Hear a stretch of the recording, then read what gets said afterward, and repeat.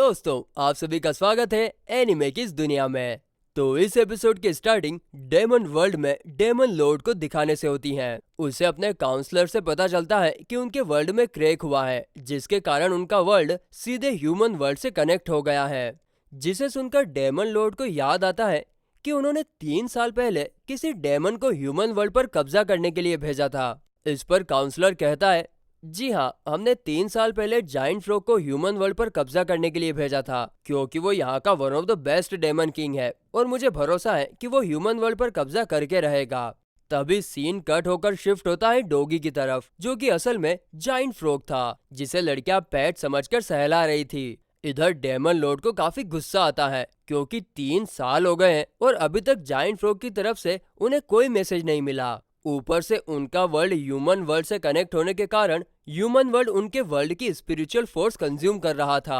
अब यह सब सुनकर काउंसलर कहता है कि मैं ह्यूमन वर्ल्ड जाकर जाइंट फ्रॉग का पता लगाता हूँ।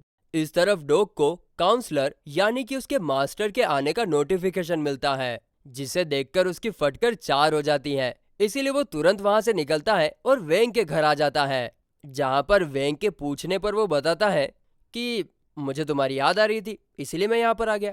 दूसरी तरफ मिसेस पाल वेंग के घर जाकर उसके पेरेंट्स से मिलने का प्लान बना रही थी। दरअसल उन्हें लगता है कि वेंग ने आज टेस्ट में जरूर कोई चीटिंग की है, क्योंकि पिछले सेमेस्टर में उसके मार्क्स काफी कम थे और आज अचानक से उसने टेस्ट में इतना अच्छा परफॉर्म कैसे कर लिया। इसके बाद अगले सीन में हम काउंसलर को देखते हैं, जो ह्यूमन वर्ल्ड में डॉग को ढूंढने के लिए आ गया था। वो डॉग को कांटेक्ट करने की कोशिश करता है, लेकिन डॉग उसके कॉल को इग्नोर कर रहा था, जिसे देखकर स्पिरिट उससे पूछता है कि तुम्हारे मास्टर कौन है। इस पर डॉग कहता है कि मेरा मास्टर काफी ज्यादा पावरफुल है और वो पिछले मिलियन सालों से जिंदा है, और साथ ही में उन्होंने मुझे कई सालों तक डेमन किंग बनने की ट्रेनिंग दी थी। वो साल मेरी जिंदगी के सबसे भयानक सालों में से एक है और आज भी मुझे कभी कभी उनके नाइटमेयर्स आते हैं।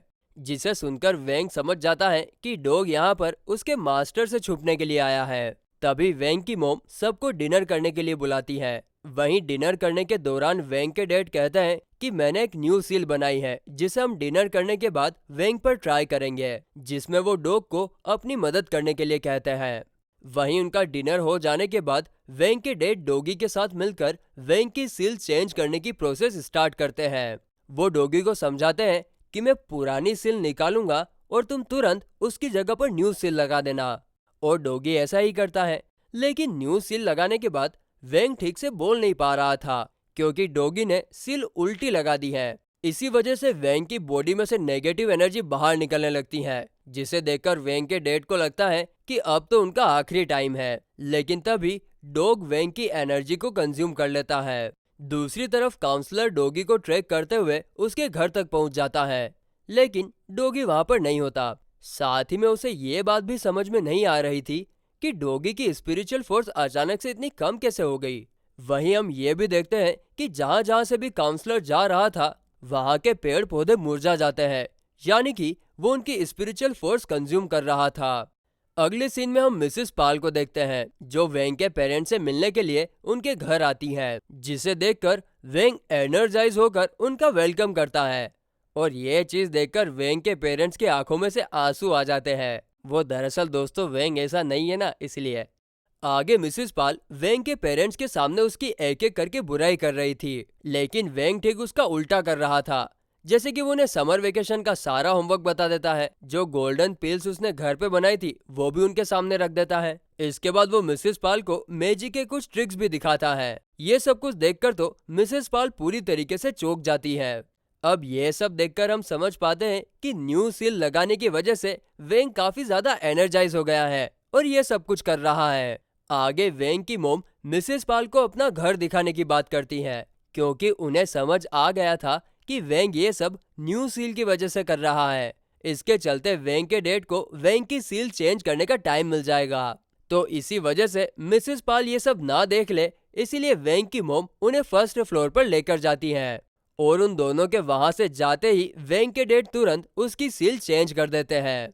लेकिन तभी वेंग कहता है कि मुझे कुछ अजीब लग रहा है, इल्यूजन हो रहे हैं। इस पर वेंग के डैड कुछ समझ पाते उससे पहले ही घर की सारी चीजें जिंदा हो जाती हैं और इधर उधर उड़ने लगती हैं। दरअसल ये सब वेंग की पावर के चलते हो रहा था। इसके बाद जब वेंग की मोम और मिसेस पाल फर्स्ट फ्लोर से नीचे आ रहे थे, तभी वेंग की मोम हॉल का नजारा देखकर मिसेस पाल को फिर से ऊपर लेकर चली जाती हैं। इस तरफ वेंग के डैड उससे पूछते हैं कि ये सब तुम क्या कर रहे हो। इस पर वेंग कहता है कि ये सब मैं नहीं कर रहा हूँ, बल्कि आपकी सील में कुछ गड़बड़ है, उसकी वजह से ये सब हो रहा है। जिस पर वेंग के डैड कहते हैं कि वो सब मुझे नहीं पता, तुम अपनी पावर का यूज करके तुरंत सब कुछ ठीक कर दो। जिसे सुनकर वेंग डॉग की तरफ देखता है और इस बार फिर से डॉग की फटने लग जाती है कि अब ये क्या करने वाला है, क्योंकि अगले ही पल वेंग डॉग को किसी मशीन गन की तरह यूज करके सभी चीजों पर स्पिरिचुअल फोर्स से हमला करता है, जिसके कारण वो सारी चीजें जो उड़ रही थी शांत हो जाती हैं, जिसे देखकर वेंग के डैड काफी खुश हो जाते हैं। तो इस तरफ वेंग की मोम मिसेस पाल को वेंग के बचपन के किस्से सुनाकर इमोशनल कर देती हैं, ताकि वो वेंग को क्लास इलाइट से बाहर ना निकाले। वहीं नीचे सब कुछ ठीक होने के बाद वेंग के डैड देखते हैं कि ज्यादा पावर का यूज करने के कारण वेंग की सील ब्रेक हो रही है। ये देखकर वो तुरंत डॉग को उसकी पावर कंज्यूम करने के लिए कहते हैं, लेकिन डॉग तो पहले से ही किसी बात को लेकर घबराया हुआ था। दरअसल दूसरी तरफ काउंसलर को उसकी लोकेशन के बारे में पता चल गया था, जिसके कारण वो सीधे वेंग के घर के बाहर आ जाता है और इस चीज के बारे में पता चलते ही डॉग तो बेहोश हो जाता है। इधर वेंग को देखकर उसके डैड की हालत खराब हो रही थी, इसीलिए वो सील ब्रेक होने से पहले ही उसे निकाल देते हैं, ताकि वेंग की बॉडी में से सारी एनर्जी बाहर निकल जाए। और जैसे ही वेंग की बॉडी में से एनर्जी बाहर निकलती है, सेम उसी टाइम पर काउंसलर वेंग के घर का दरवाजा खोलता है, जिसके कारण वेंग की बॉडी में से जितनी भी एनर्जी बाहर निकलती है वो सीधी जाकर काउंसलर को हिट करती है और उसका राम नाम सत्य हो जाता है। इससे हम समझ पाते हैं कि वेंग की पावर कितनी खतरनाक है कि उसने अनजाने में मिलियन सालों तक जीते आ रहे डेमन को खत्म कर दिया। इसके बाद मिसेस पाल वेंग की पूरी फैमिली को गुड नाइट बोलकर वहां से निकल जाती हैं। तभी डॉगी को भी होश आता है और सब कुछ ठीक होते देख वो खुश हो ही रहा था कि तभी उसे काउंसलर के बारे में पता चलता है, जिसके कारण वो घबरा जाता है। और फिर गाइस इसी के साथ टिडिंग टिडिंग धूम ये एपिसोड एंड होता है।